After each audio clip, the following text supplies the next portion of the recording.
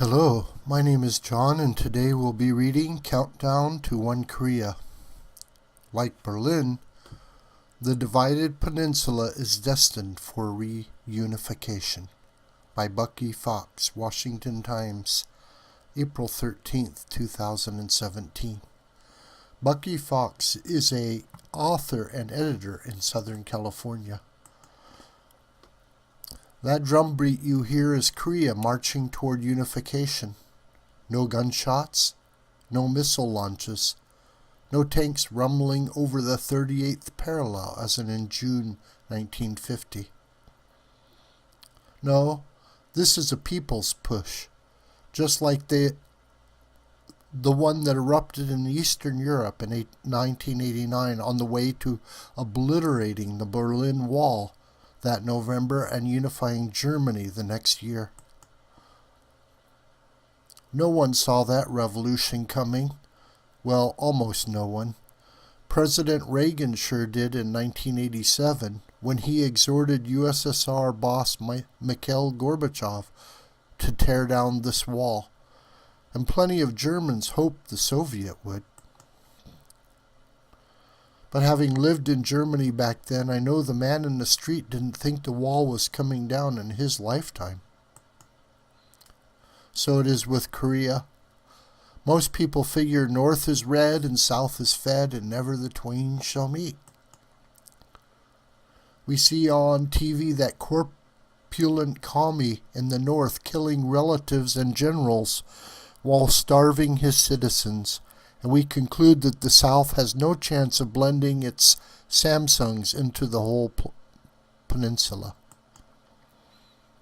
And yet, that was exactly Germany's outlook 28 years ago. Reagan's Brandenburg Gate oratorio notwithstanding, the main feeling was, forget it. The Soviet grip on East Berlin and all the countries behind the Iron Curtain was too tight. Hungary tried to break loose in 1956. Czechoslovakia gave it a shot in 1968. Rusky armor brought both uprisings to a screeching halt. Finally, freedom reigned. Eastern Europeans said enough of the bear and took over their countries. Now it's Korea's turn. Just like Europeans shed communism 44 years after the end of World War II, red-drenched Asians are ready to bulldoze to freedom 6 decades after the Korean War. Make that freedom, food, electricity, education, singing, dancing, and money.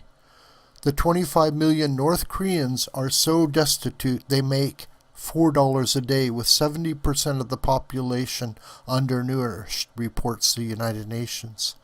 They practically have to grovel to eat, a condition that led Yeonmi Park to flee with her family to China 10 years ago.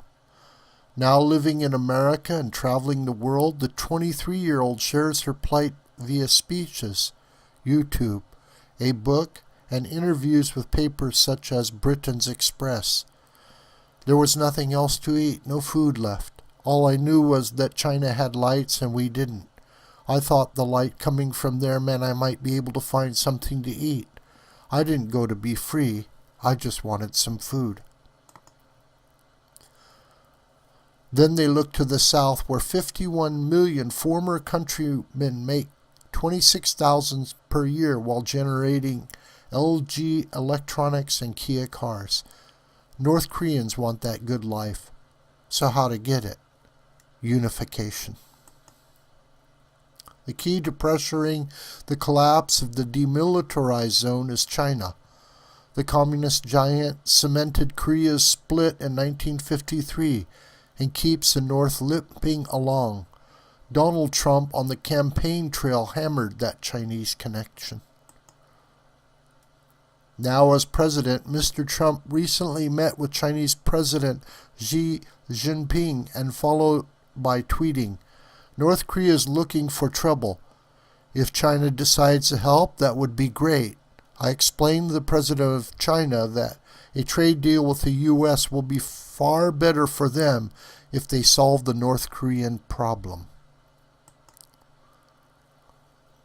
By problem, Mr. Trump means missiles, but he knows the best way to fix the shaky half of Korea is unity.